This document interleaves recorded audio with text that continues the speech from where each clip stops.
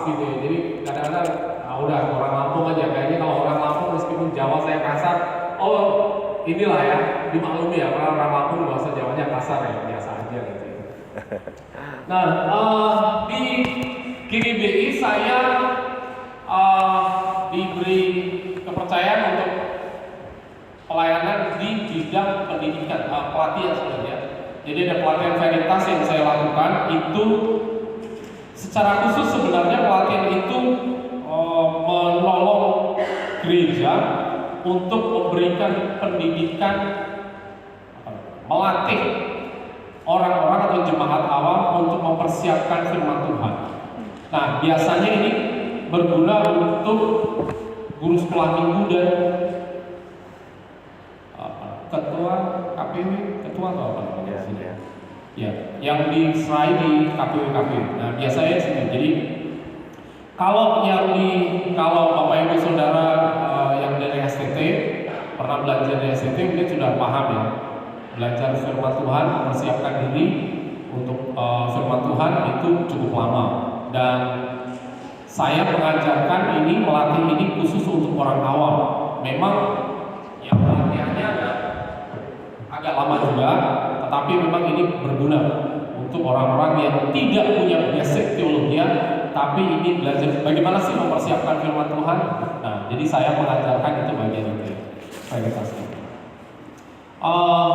Memang kalau untuk yang pernah belajar di teologi, ya biasanya itu untuk refreshing bagaimana saya bisa merefresh apa yang sudah diajarkan di STT. Dulu memang saya tinggal di Lampung, di Sumatera, kemudian tahun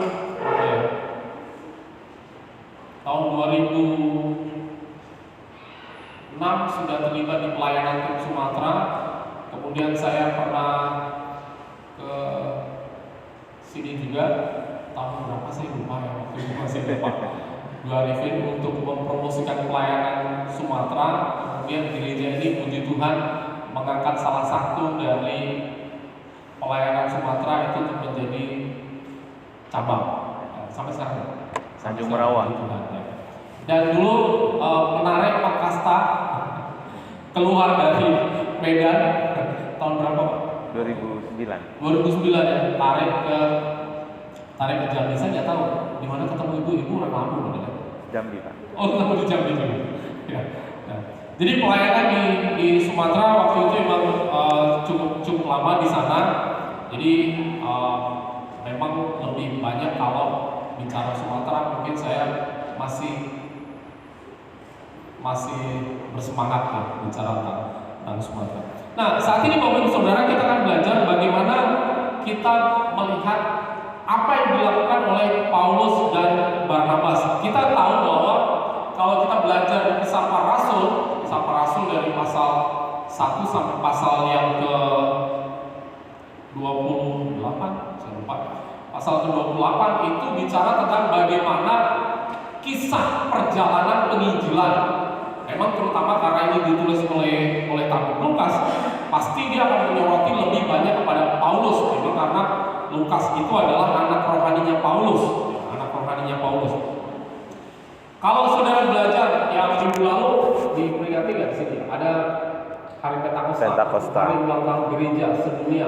Itu biasanya nggak terlalu diperhatikan. Tetapi itu menjadi titik awal dari kisah para rasul, bagaimana Lukas menceritakan perjalanan penginjilan bukan hanya di wilayah Yerusalem, tetapi sampai meluas ke wilayah Eropa. Nah, ada perkembangannya, ada dinamika yang terjadi yang diceritakan oleh Lukas pada waktu itu, sampai dengan ada penganiayaan. Dan kita tahu juga ada seorang tokoh antagonis namanya Saulus, dulu masih antagonis ya. Dan Lukas juga menceritakan secara dramatik bagaimana pertobatan Saulus sampai akhirnya menjadi tokoh protagonis yang menjadi tokoh yang diceritakan oleh Lukas dalam kisah para rasul.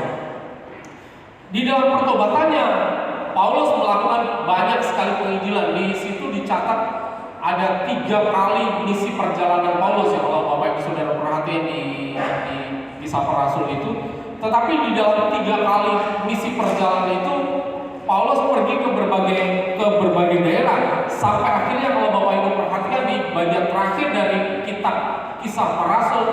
itu diakhiri dengan pemenjaraan Paulus.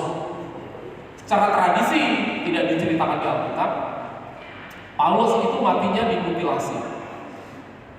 Kepalanya di sini, tangannya di sana, kakinya di sana, nggak tahu di mana lagi gitu ya. Itu secara tradisi begitu. Memang tidak ada ditulis di Alkitab bahwa Paulus matinya seperti apa gitu, tidak ditulis di situ. Nah, ada satu tokoh besar yang mungkin kita tidak terlalu aware, tetapi dia menjadi sosok di belakang Paulus, yaitu kalau kita perhatikan itu ada tokoh namanya Barnabas. Ya, ada tokoh namanya Barnabas. Nah, Barnabas inilah yang pada waktu itu membawa Saulus waktu itu, membawa Saulus masuk ke dalam jemaat di Yerusalem, di mana orang sudah mengenal Saulus adalah sebagai orang yang menganiaya orang-orang Kristen. Waktu itu sebutannya bukan orang Kristen, tapi penganut jalan lurus. Jadi penganut jalan lurus. Lalu ketika Saulus sudah diterima, Barnabas juga membawa keponakannya yang namanya Yohanes Markus. Nanti Bapak Ibu Saudara bisa perhatikan. Memang Yohanes Markus ini pada waktu Yesus ditangkap, kalau Bapak Ibu Saudara perhatikan di kitab Markus, itu di situ diceritakan ada seorang remaja yang lari sambil telanjang karena saking ketakutannya ya. Nah, itu adalah Yohanes Markus, waktu itu masih remaja. Tetapi dia adalah keponakannya Barnabas, dan berikutnya dibawa Barnabas pergi keliling. Sampai akhirnya Yohanes Markus menulis Injil Markus yang menjadi acuan dari para penulis Injil yang lain. Nah, Bapak Ibu Saudara, apa yang dilakukan oleh Barnabas, apa yang dilakukan oleh Paulus, kita melihatnya efek dari apa yang dilakukan itu berkembang sampai sekarang. Di Indonesia ini kalau nggak ada Barnabas, nggak ada Paulus, kita nggak ada ya. Indonesia ini nggak ada kekristenan gitu. Tapi puji Tuhan kita bisa melihat di sana bagaimana Barnabas, bagaimana Saulus waktu itu melakukan pekerjaan yang besar, berat, bahkan harus bertaruh nyawa. Kita akan melihat di sini bagaimana prinsip-prinsip pemuritan yang diterapkan oleh Barnabas dan Paulus. Saya lupa tidak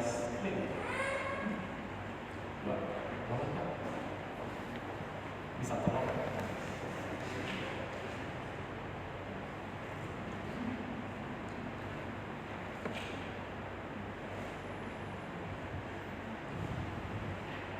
Bisa tidak?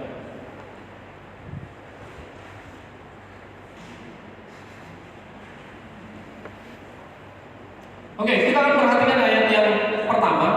Ini bagian yang pertama. Kita akan perhatikan bagian ayat yang pertama sampai ayat yang kedua. Beberapa orang dari Yudea ke Antiokhia dan mengajarkan kepada saudara-saudara situ, jikalau kamu tidak disunat menurut adat istiadat yang diwariskan oleh Musa, kamu tidak dapat diselamatkan. Ayat yang kedua bagian A. Tetapi Paulus dan Barnabas dengan keras melawan dan membantah pendapat mereka itu. Saudara, pada waktu itu Antiokhia itu adalah ibu kota Syria. Mungkin kalau Bapak Ibu Saudara sekarang mendengar kata Syria atau Suria itu kayaknya itu terkenal dengan ekstremis di sana. Tapi kita juga harus tahu bahwa di sana itu juga ada Kristen Ortodok yang cukup kuat. Dan kebetulan Antiokhia ini berada di pegunungan Libanon. Dan Libanon juga terkenal dengan Kristen Ortodok yang cukup kuat sampai sekarang. Ini adalah tempat berkumpulnya orang-orang dari berbagai pelosok wilayah. Sudah bisa?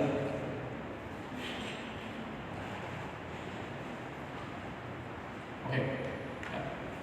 Ini adalah tempat berkumpulnya orang-orang dari berbagai wilayah datang ke Antiokhia ini, sehingga kota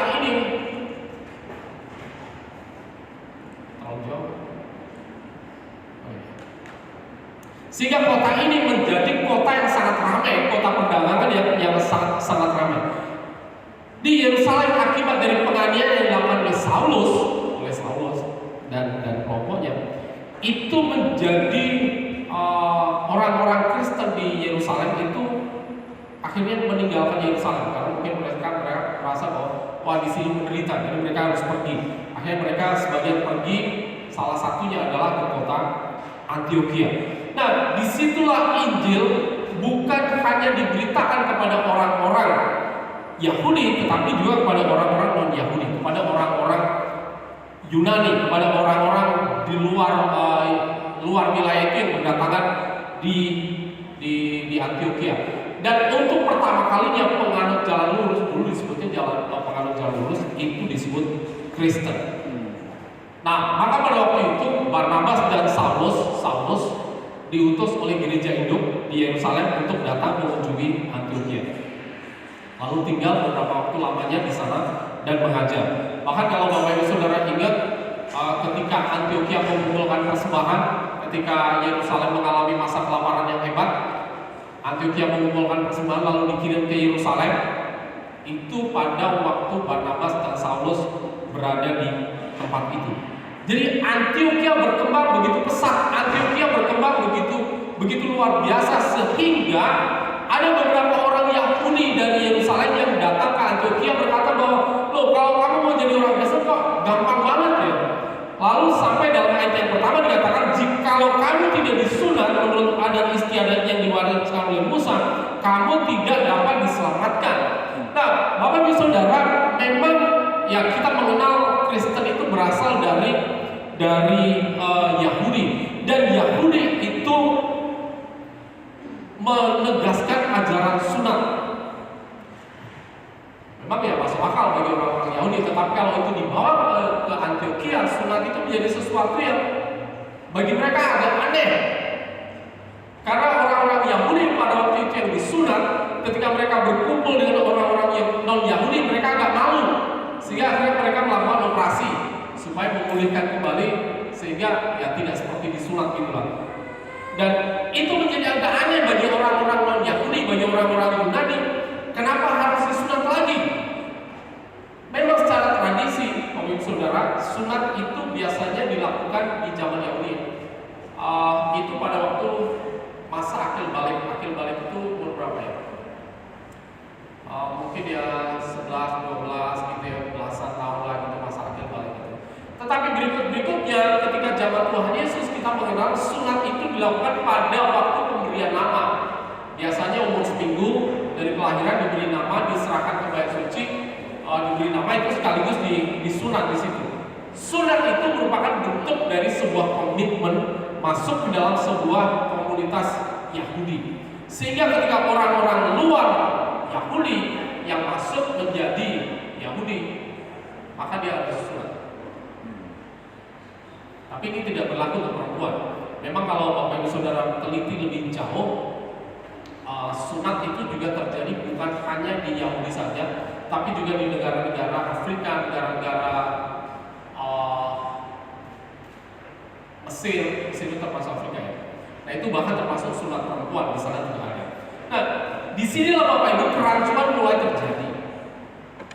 Kita harus mengakui penganut jalan lurus atau berikutnya disebut Kristen itu meletakkan dasarnya pada Injil Yesus Kristus yang tidak disangkal secara budaya. Memang Yesus itu adalah orang Yahudi, dan Yahudi itu meletakkan dasarnya kepada Taurat. Makanya Bapak Ibu Saudara, kalau Bapak Ibu Saudara ingin belajar Injil lebih jauh, itu dasarnya harus belajar Perjanjian Lama.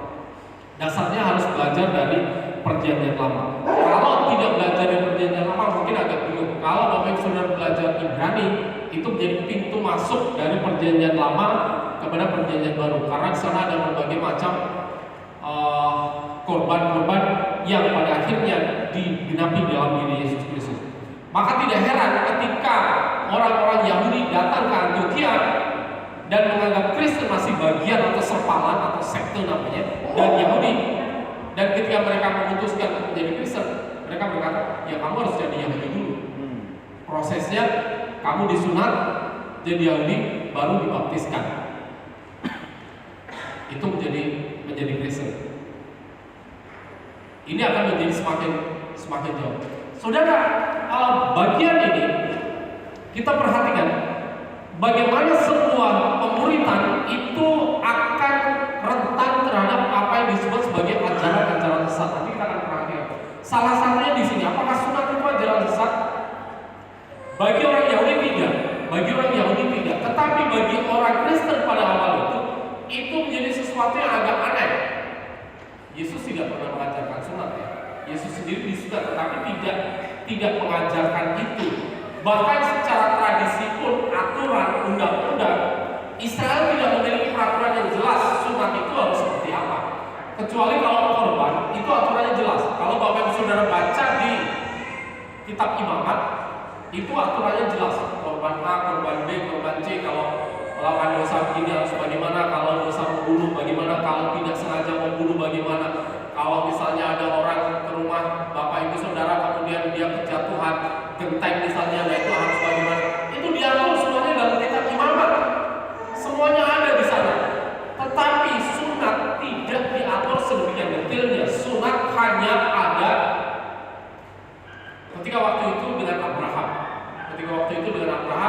Tuhan berkata, ini menjadi lambang ikatan kamu dan keturunanmu dengan Allah.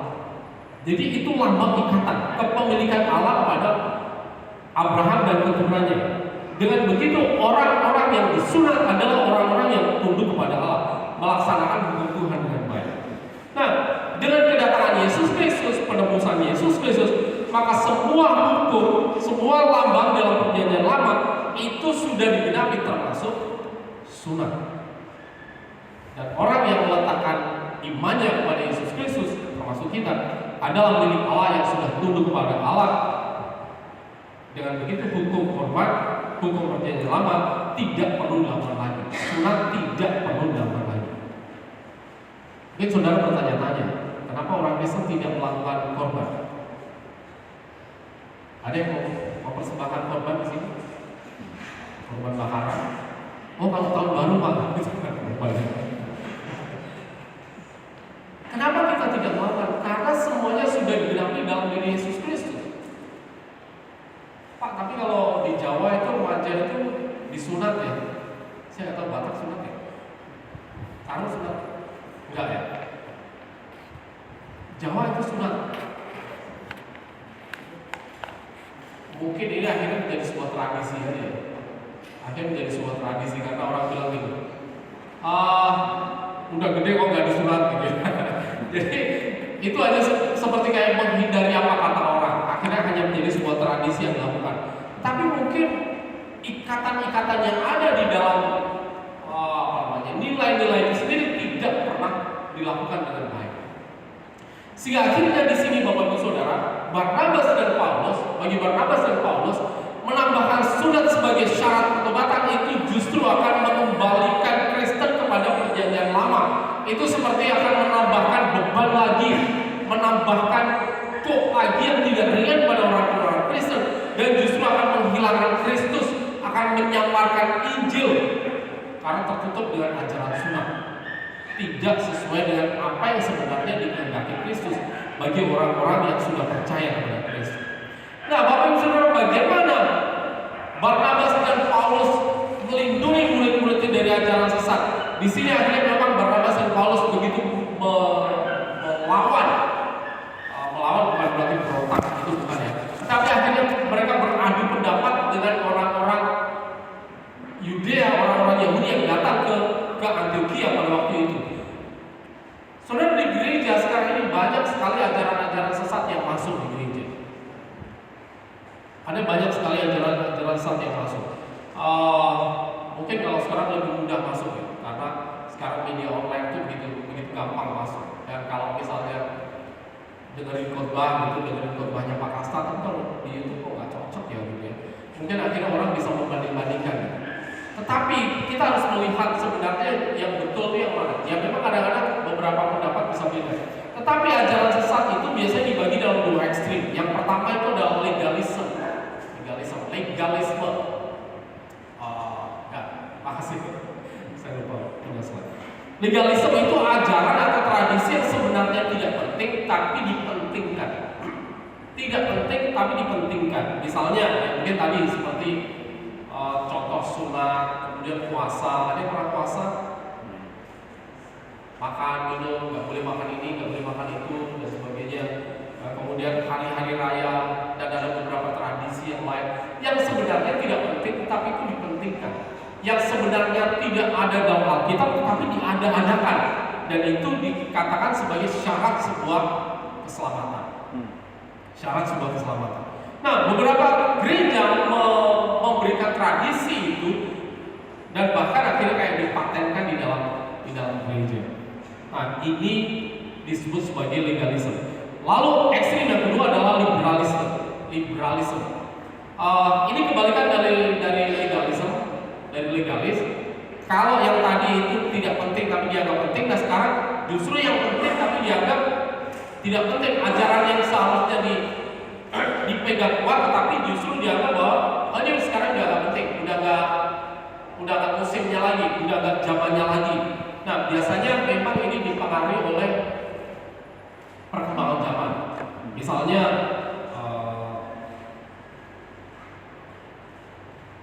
kalau waktu saya di Australia itu saya pernah sakit, kemudian saya mesti ke klinik lalu isi form. Lalu di form itu yang biasa lah seperti di Indonesia ya, ada nama, kemudian ada umur gitu, ada jenis kelamin. Tahu nggak jenis kelaminnya? Jenis kelaminnya itu ada laki-laki, ada male, female, lalu satu lagi apa ya? Tapi maksudnya itu tidak terdeteksi gitu ya. Jadi ada jenis kelaminnya. Jadi jenis kelaminnya rupanya di sana ada yang jelas, ada yang tidak jelas gitu. Saya nggak tahu maksudnya jelas tidak jelas itu seperti apa. Tapi ini menjadi musim yang sekarang ada. Kalau di Indonesia mungkin nggak terang-terangan ya, meskipun sekarang juga ada banyak terjadi, ada banyak orang yang sudah mengikuti bagian itu, tapi tidak terang-terangan. Tapi di negara-negara lain itu menjadi sangat terang-terangan. Nah, ini ajaran inilah salah satu ajaran liberalisme yang masuk ke dalam gereja. Bahkan kami juga diskusi bagaimana menerima orang-orang itu dalam gereja. Apakah diterima atau ditolak? Saya bilang diterima. Siapapun diterima masuk di dalam gereja. Tapi ajarannya tidak. Tapi setiap orang diterima masuk dalam gereja. Nah, saudara, ajaran masuk dengan mudah dalam gereja. Lalu bagaimana gereja? Gereja harus fokus kepada Injil. Harus fokus pada Injil. Jadi ketika jemaat melihat ini kayak gak sesuai dengan Injil, ya mungkin ini bisa disebut sebagai ajaran sesat. Dan yang pasti adalah harus membuka ruang untuk diskusi. Lalu yang kedua, Bapak Ibu Saudara, apa yang menjadi prinsip dari Barnabas dan Paulus di dalam pemuritan? Yang kedua adalah menghormati otoritas dan keterbukaan. Di dalam ayat yang kedua B dikatakan demikian. Akhirnya ditetapkan supaya Paulus dan Barnabas serta beberapa orang lainnya dari jemaat itu pergi kepada rasul-rasul dan penatua-penatua di Yerusalem untuk membicarakan soal itu. Bapak Ibu, sebenarnya siapa sih gereja? Gereja itu siapa? Gereja itu saya dan Bapak Ibu Saudara. Saya gereja, Pak Kasta gereja, Ibu gereja, Bu Sundari gereja, semua orang di sini gereja. Jadi di sini banyak gereja. Itulah disebut gereja, eklesia, orang yang dipanggil keluar dari dosa. Lalu gereja-gereja ini berkumpul menjadi satu, mengikatkan diri, dan kita membentuk namanya organisasi gereja.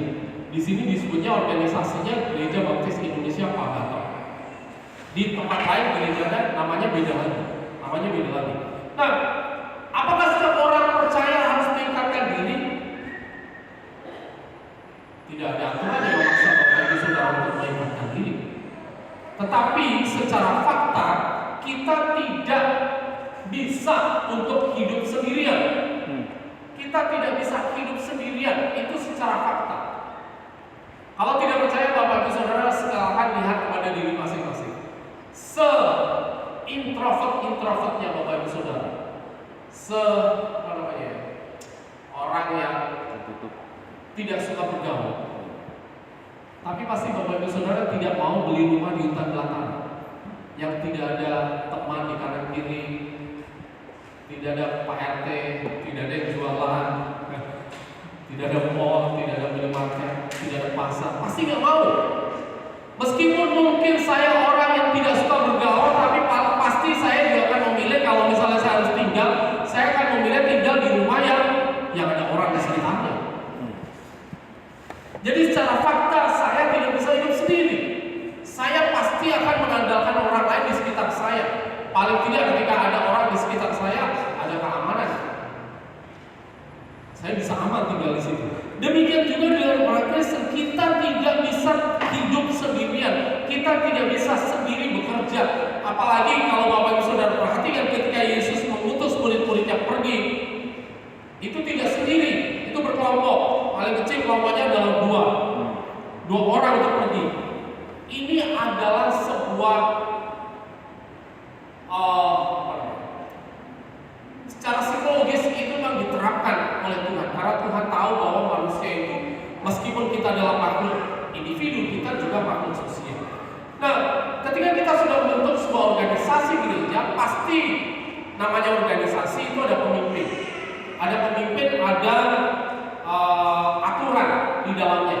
Dan ketika ada aturan di dalamnya, maka kita juga harus melihat setiap orang itu harus tahu, oh ini aturannya begini. Kalau mungkin berdua aja tinggal janjian ya, Pak kita mau 2 jam berapa ini?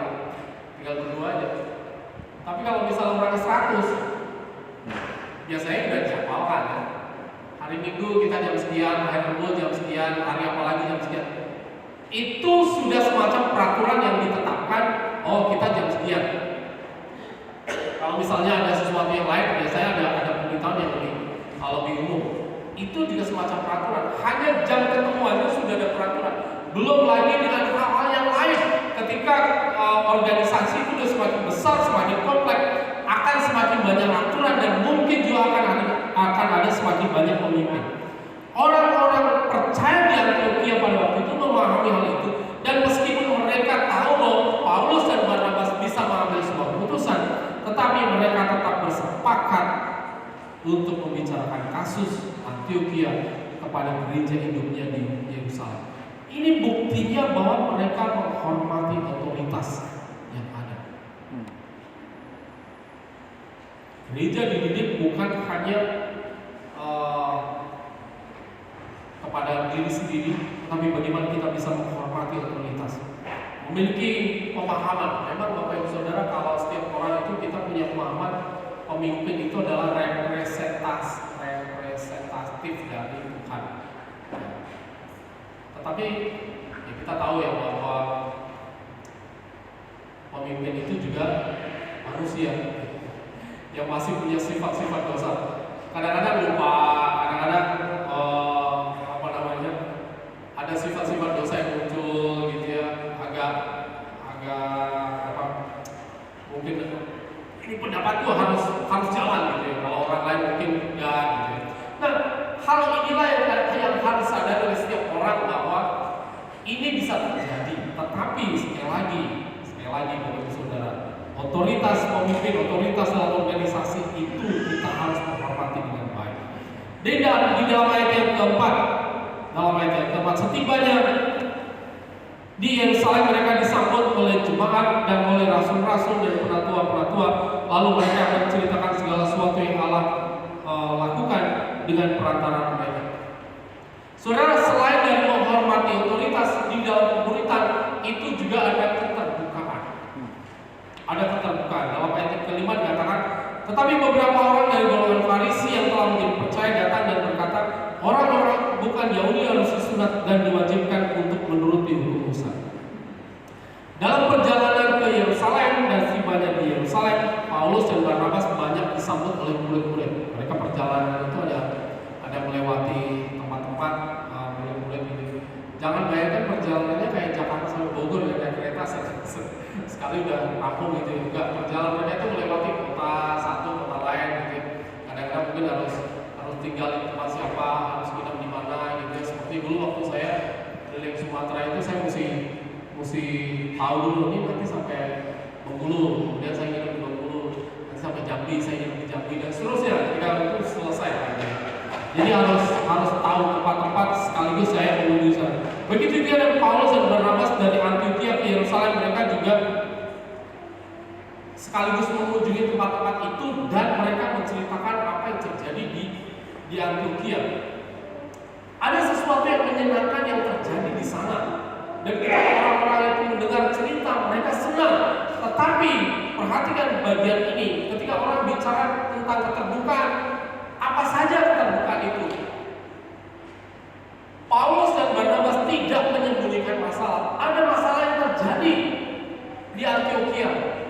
Barnabas dan Paulus menceritakan semuanya.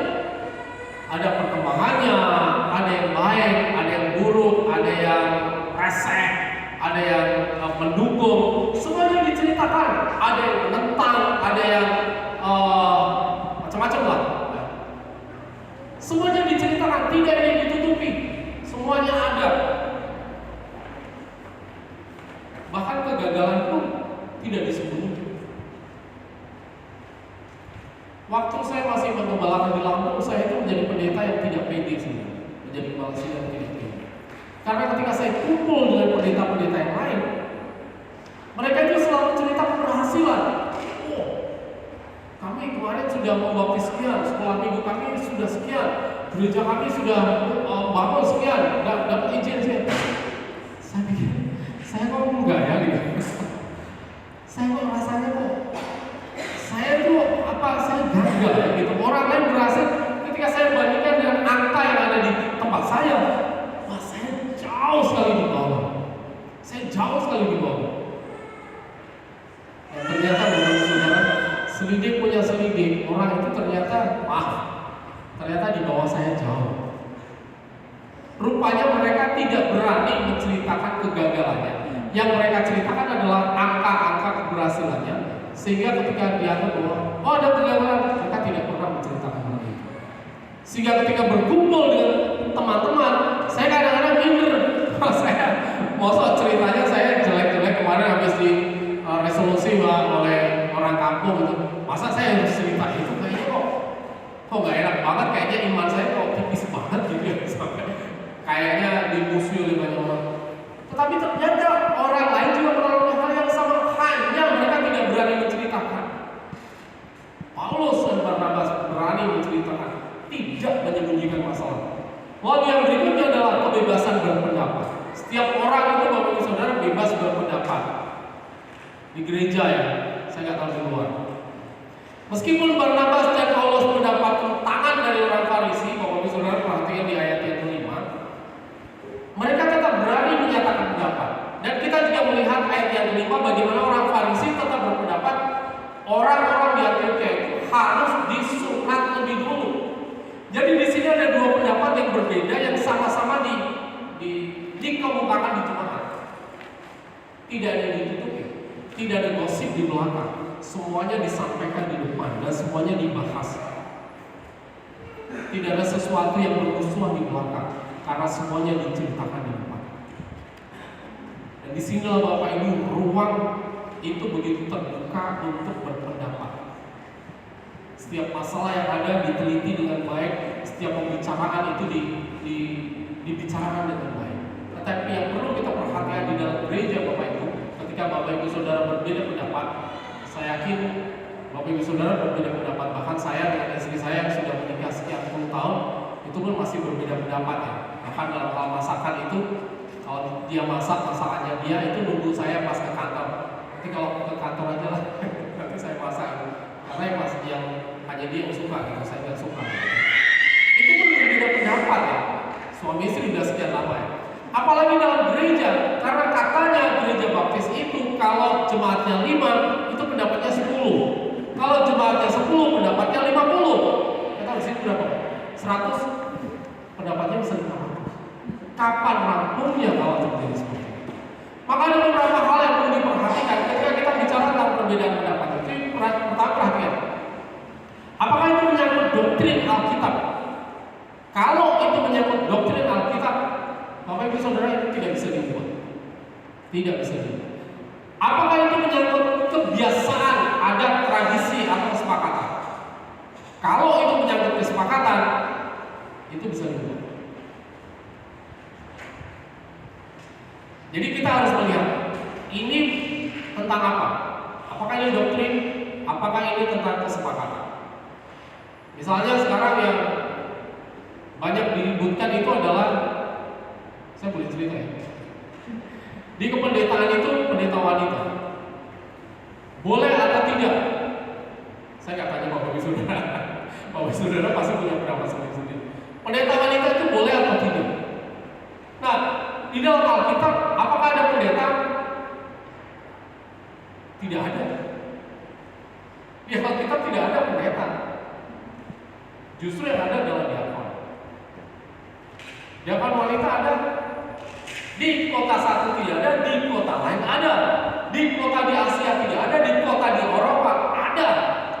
Kalau Bapak Saudara bicara tentang VB itu ada. Diakon saya nggak tahu karena situ melayani. Melayani itu bisa menjadi diakon atau bisa menjadi kepala sidang. Nah, di dalam hal ini kita harus melihat apakah ini doktrin Alkitab atau itu bentuk kesepakatan. Sama di gereja juga gitu. Meskipun setiap orang bebas berpendapat, tetapi kita harus melihat yang kita bicarakan ini sebenarnya apa sih? Apakah itu menyangkut doktrin Alkitab atau kesepakatan aja? Kalau kesepakatan ya udah kita sepakat aja. Misalnya mau jam kebaktiannya diundur, mau jam kebaktiannya dimajukan, itu kesepakatan. Itu tidak ada di Alkitab. Misalnya pentabisan Makassar udah pentabisan Makassar itu kesepakatan dan sebagainya. Itu hal-hal yang tidak menyangkut kepada doktrin Alkitab.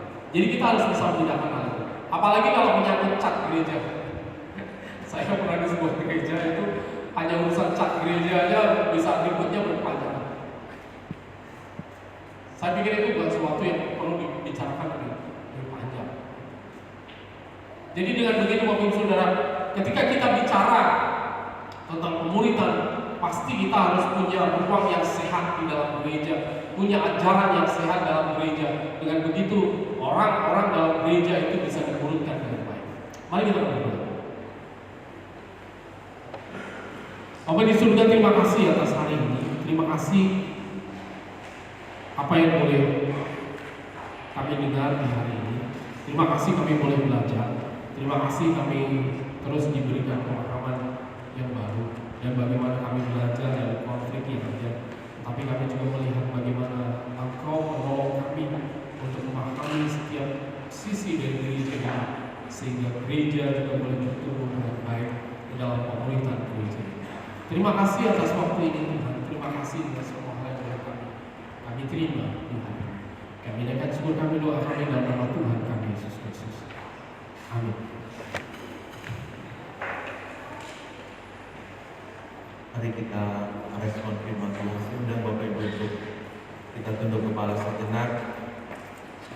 Mari kita biarkan Roh Kudus Tuhan bekerja.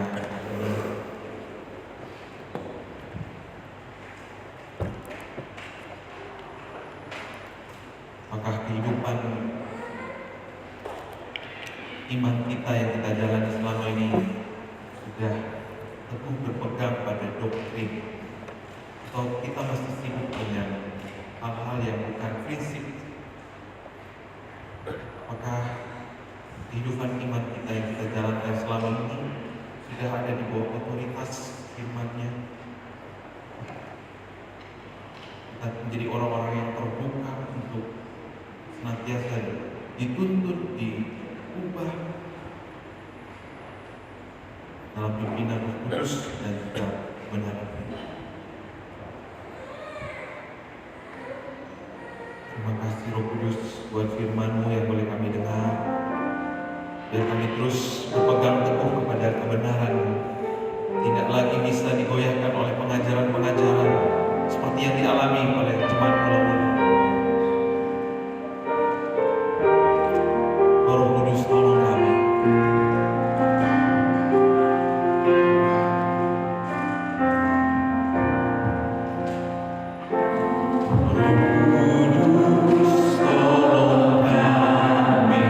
Sinari setiap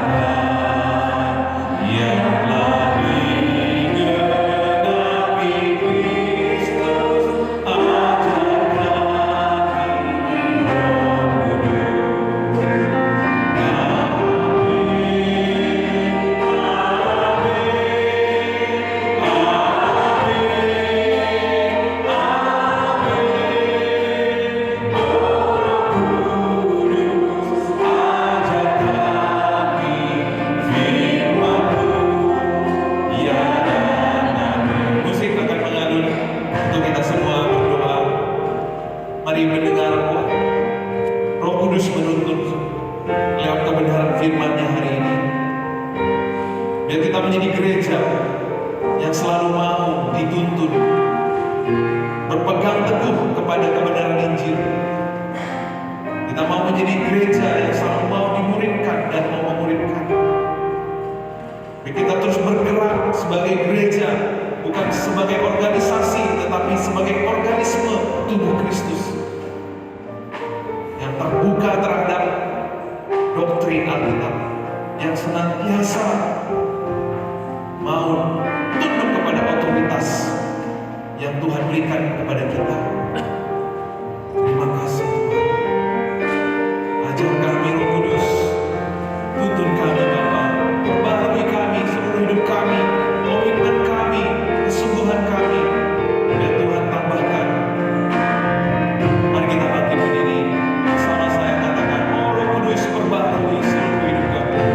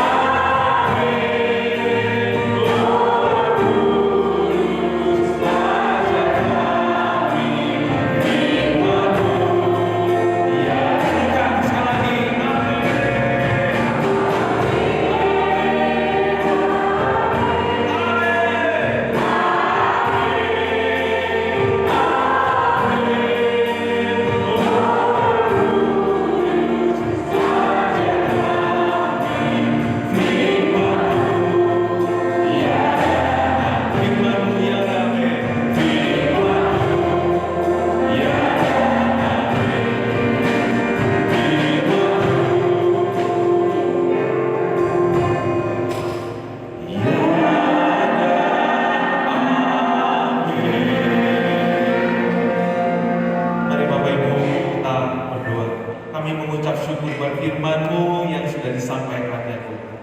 Kami mau belajar dari Paulus dan Barnabas.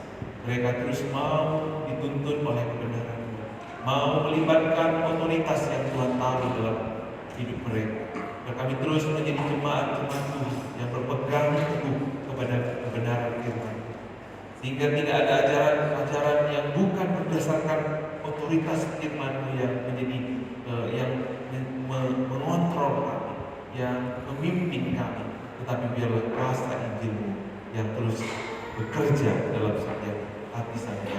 Kuasa Injil-Mu yang terus bekerja dalam setiap pelayanan-pelayanan yang kami lakukan. Bahkan lewat pekerjaan, tanggung jawab yang Tuhan percayakan, kami terus berpegang teguh kepada Injil. Terima kasih buat hamba-Mu yang boleh Tuhan pakai pada pagi hari ini. Tuhan memberkati hamba-Mu dalam kesehatan, dalam pelayanan, dalam keluarga, dalam segala pergumulan. Tuhan, semakin indah Engkau diberitakan dalam pelayanan. Terima kasih Tuhan, kami semua yang diberkati oleh kebenaran firman-Mu bersyukur dan memuji. Haleluya. Amin. Silakan duduk Bapak Ibu. Dan Bapak Ibu, tiba saatnya untuk kita memberikan yang terbaik dari yang kita miliki. Nah, persembahan hari ini diambil dari 1 Tawarik 16 ayatnya yang ke-29. Berilah kepada Tuhan kemuliaan namanya, bawalah persembahan dan masuklah menghadap Dia. Sujudlah menyembah kepada Tuhan dengan berhiaskan